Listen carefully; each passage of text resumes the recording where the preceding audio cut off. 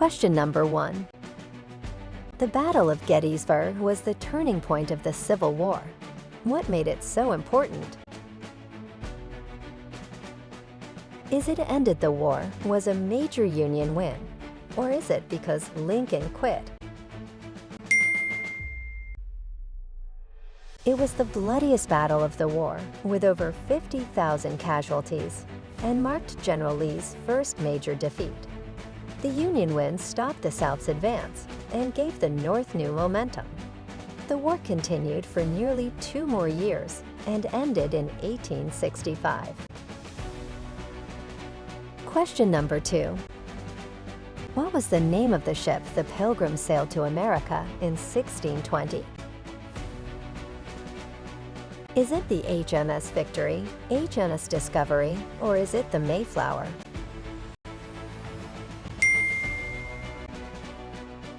The Mayflower carried over 100 pilgrims to America in 1620.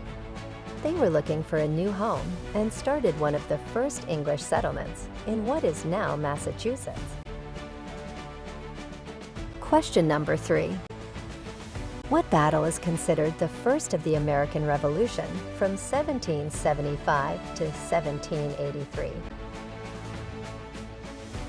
Is it the Battle of Lexington and Concord, the Battle of Yorktown, or is it the Battle of Saratoga? The battle in 1775 was the first major clash between colonial militia and British troops. It showed colonists were ready to fight for their rights, leading to the War for Independence. Question number 4. Which U.S. president was the tallest? Is it Johnson, Washington, or is it Lincoln?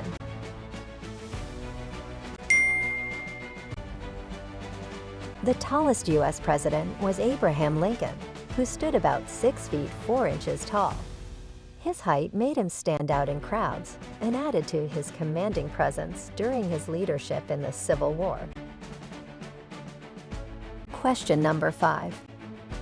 Benjamin Franklin invented bifocals and the lightning rod, but what community service did he also start?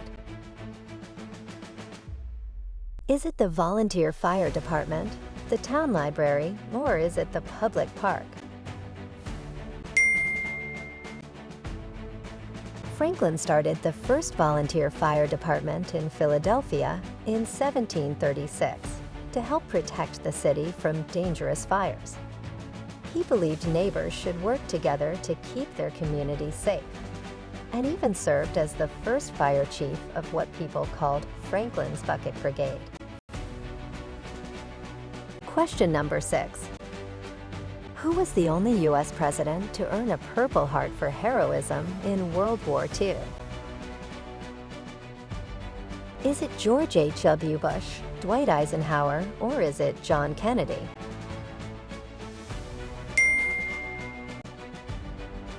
JFK got the Purple Heart after his Navy boat was attacked in World War II.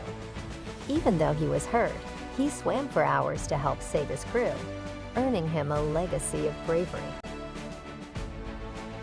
Question number 7. Which state was mocked Seward's Folly after it was bought from Russia for $7.2 million in 1867? Is it Louisiana, Hawaii, or is it Alaska?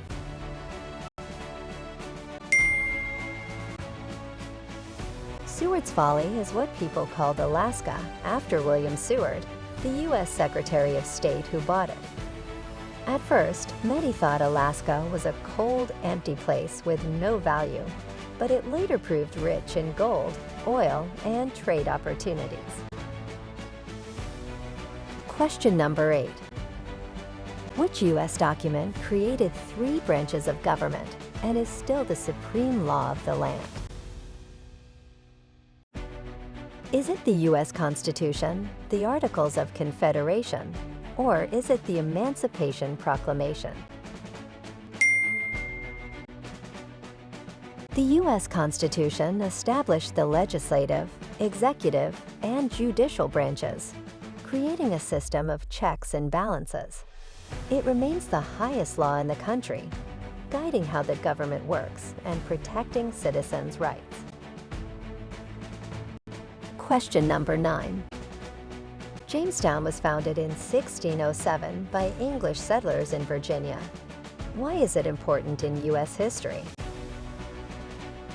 Is it the site of the first Thanksgiving, the first permanent English settlement, or is it the first church built?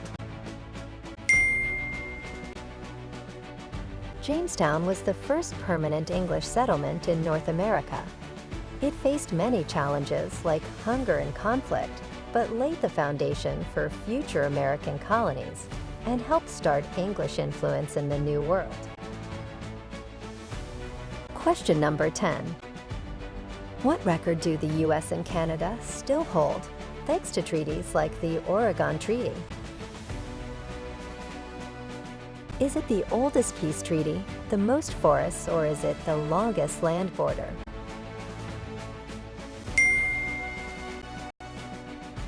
The U.S. and Canada share the world's longest peaceful international land border, stretching about 5,525 miles.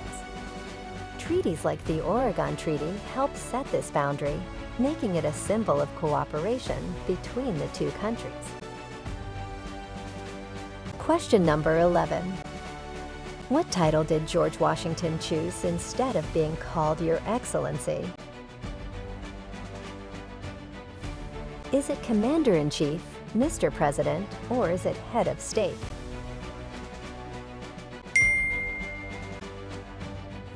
Washington set a lasting example by choosing the humble and democratic title, Mr. President, over grander ones like Your Excellency. Question number 12. Which tax idea was talked about to help fund the Civil War, but never made official? Is it a tax on tea drinking, a tax on beards, or is it a tax on wild blueberries? While the U.S. taxed many goods during the Civil War, like alcohol and luxury items, the idea of taxing beards was talked about in some places, but never made law. Question number 13. Which founding father skipped signing the Declaration to avoid war with Britain? Is it John Dickinson, John Hancock, or is it Thomas Paine?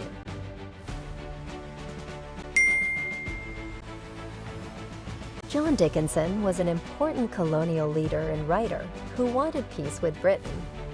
He didn't sign the Declaration because he hoped the colonies could solve problems by talking instead of going to war. Question number 14. What right was granted by the 19th Amendment to the U.S. Constitution? Is it the freedom of speech, the right to vote for women, or is it the abolition of slavery? The 19th Amendment gave women the right to vote in all U.S. elections. This important change in 1920 marked a major step forward for women's rights and equality in American democracy. Question number 15. President Harry S. Truman had a middle initial S, but what's unusual about it? Is it short for Samuel? It's a family tradition. Or it doesn't stand for anything.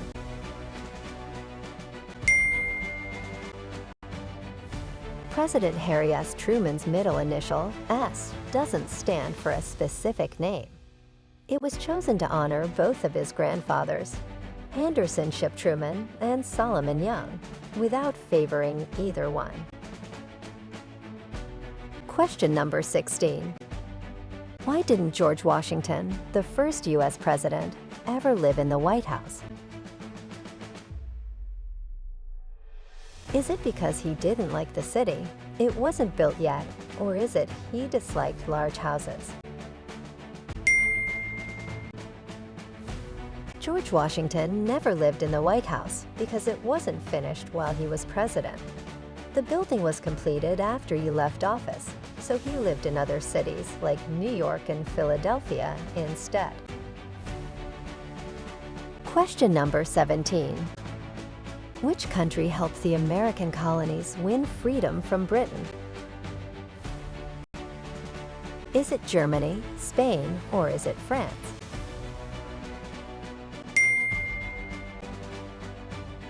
France helped the American colonies win their freedom from Britain by sending soldiers, ships, and supplies. They wanted to weaken Britain, their longtime rival, and saw supporting the colonies as a way to gain an advantage in global power. Question number 18. Why were the middle colonies called the breadbasket colonies? Is it because they had the most bakeries, grew lots of grain, or they made bread for Britain? The middle colonies, like Pennsylvania and New York, had rich soil and good weather, perfect for growing wheat, rye, and barley, making them vital food producers. Question number 19. Which U.S. symbol of freedom was actually made in London, at the same foundry as Big Ben? Is it the Liberty Bell, the statue of George Washington, or is it the Statue of Liberty's crown? It rang for the Declaration of Independence in 1776 in Philadelphia, but was cast in London, England in 1751. Let's gear up for the last question. Question number 20.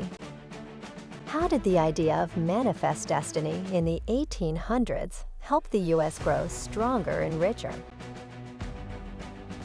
Is it expand west and gain land, make peace with others, or is it build East Coast cities?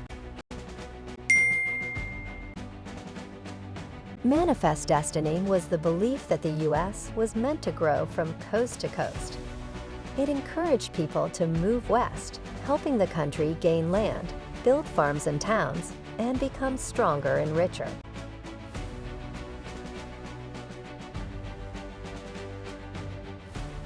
Subscribe for more. And don't forget to also like this video.